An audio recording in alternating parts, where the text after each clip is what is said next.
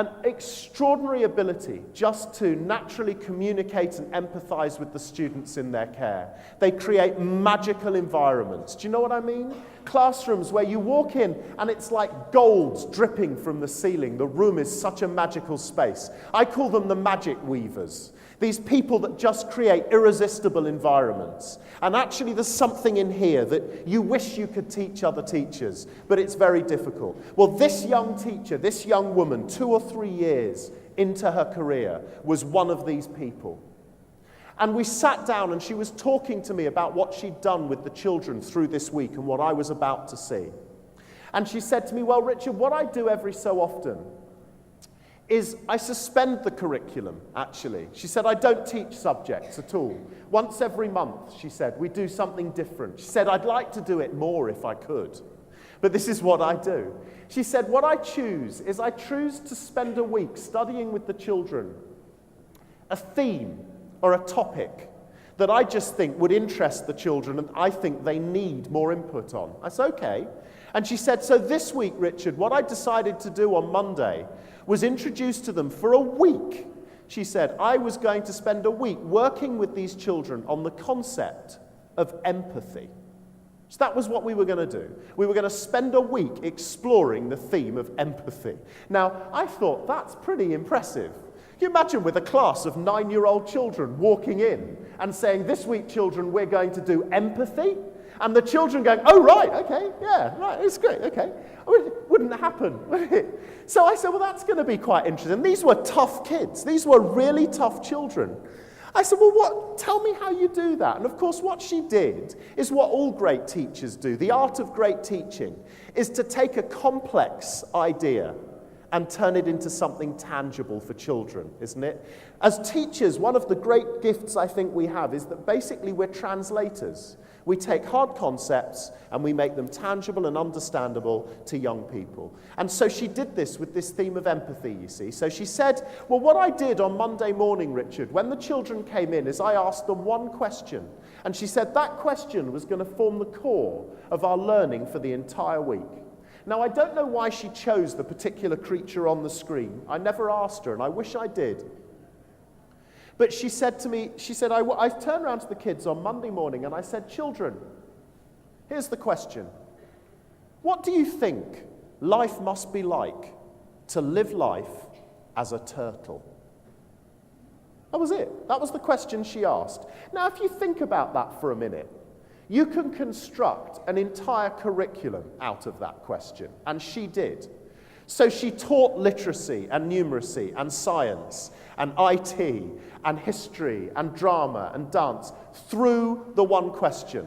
But the point was, she asked one question on the Monday and she immediately engaged the children in a learning journey because the whole week was going to be about finding solutions and theories behind that question, right? So we got to the Friday, you see, and she said to me, what we're going to do this morning as we come towards the end of this week's journey is I'm going to get the children to write a poem about what life's like to be a turtle. She said that way I reckon I can assess how well they've understood the concept of empathy and also see how skilled they are at communicating the journey that we've been on this week. Now again, I was impressed because I don't know about you, any of you that have taught 9-year-olds, poetry is one of those things that I think is a tough thing to teach young children. It's hard. And she was going to measure how empathetic they were at the same time as getting them to write a poem. I thought this was going to be impressive. So anyway, she started off, the children arrived in the room. And immediately you know you're in the presence of a great teacher. Because I didn't know these kids very well at this time, and I couldn't identify the children in this class who had behavior problems or special educational needs, because every single child was absorbed by what was going on in this classroom. Every single child in the room wanted to be involved in what this teacher was doing with them. And so she set them off, and off they went to start writing their poems. And of course you can imagine, every child was absorbed by the task, and their steam was flying off their pens. And you know when children are engaged in an activity, because they all sit there like this, don't they? And they were all sat there like this. Anyway, I started walking around the classroom, looking at the work and looking at the children's poetry. And I was increasingly impressed and in awe as I walked around this room, absolutely amazed by some of what these children were producing. But about 20 minutes into the lesson, this teacher did what all teachers are guilty of. It strikes me that the best teachers cause themselves unbelievable levels of stress and pressure because teachers who are really committed and dedicated, you, never think you're doing a good enough job. Do you know what I mean? You always think you could be doing it better. No matter what you do, no matter how successful, teachers are really bad at constantly thinking they could be doing better. And they put themselves under enormous pressure all of the time. And this brilliant young teacher fell into this trap. So 20 minutes into her lesson, and I was already impressed. I was amazed by what she was achieving with these children. She did that thing that teachers always do, which is she wanted approval. She was really nervous about me being in the classroom with her. So 20 minutes into her lesson, she said, "Richard, can I have a word in the corner of the classroom?" So we went and stood in the corner and she said, "How do you think it's going?" I said, "It's brilliant. How do you think it's going?" And her body language said it all, you see, because she went, "Well," I said, "What?" She said, "It's all right."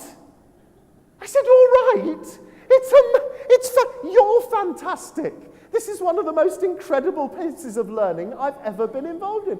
You're special. What you're doing is extraordinary. Why is it all right?" And you know how it is. No matter how you're really happy with it, there's always at least one child in your class, isn't there, that drives you mad, right? Let's be honest.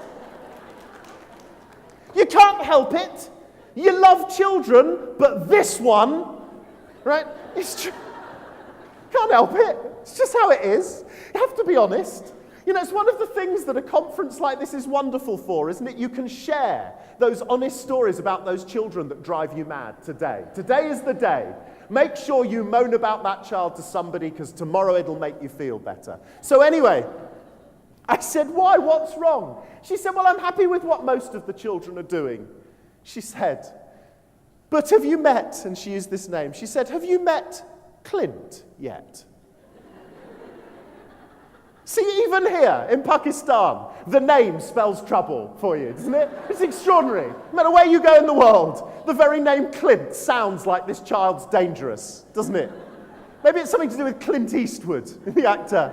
So now I'm looking for a child in a cowboy hat and a poncho, smoking a cigar in the corner. Right? So I said, "No, I don't think I've met Clint yet." And she said that thing that all teachers say. You know when you're interviewing parents, you're having a parent interview about a child's progress, and you know these kids, and you think, "I've no idea what I can say to this parent that's nice. I don't know what I'm going to say." And what we always come out with is that comment that's somewhere around. So she said to me, she said, "Well, Clint, he's a nice enough boy." It's true, isn't it? Well, what we really mean is something completely different, right? So she started off, she said, "Well, he's a nice enough boy." I said, "But?" She said, "He's one of those children," and this will be familiar to all of you, I'm sure. She said, "He's one of those children that lives on his own planet." She said, "He doesn't deliberately not do what he's asked to do." She said, "The problem is he never does what he's asked to do. He never does the task he's set because he lives in his own little bubble. Clint, he lives up here somewhere." And she said, "And it so annoys me because I'm sure he's got potential. The problem is he's just not with us. He's somewhere else all of the time." And she said, "You know, what really annoys me about this week," she said, "was this week I've only asked one question all week." She said, "I asked the question on Monday, what do you think life's like to be a turtle?" She said, "I asked the same question Tuesday and Wednesday and Thursday." She said, "It wasn't complicated. I didn't do lots of different subjects and one question all week. Today, I asked him to write a poem to answer the one question." She said, she said, have you read his poem? I said, no. She said, go and read his poem.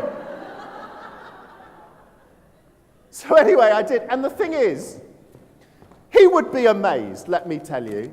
I've brought it with me. This is Clint's poem. Right? Can you imagine the thrill Clint would have if he knew his poem was being read in Lahore today? He'd want paying. Shh. Right? So this is Clint's poem. It's supposed to be about what life's like to be a turtle. It's called I Am by Clint, age 9. Now, this really is his poem, by the way. I've had to type it up because I couldn't read his handwriting. Okay, here we go. It's supposed to be about what life's like to be a turtle. I'm a simple boy who likes turtles. Oh, don't feel sorry for him. I wonder what the world will be like in 2020. I hear many sad tears. I see people losing their families. I want peace in the world. I'm a simple boy who likes turtles. I pretend to stop a war. I feel as if something stabbed me. I touched the end of the earth. I worry about the sea and the land. I cry about the death of people. I'm a simple boy who likes turtles. I understand there are some things that people can't do. I say people should believe more in each other. I dream about the things I see. I try to do better in everything. I hope war will end, but I'm just a simple boy who likes turtles.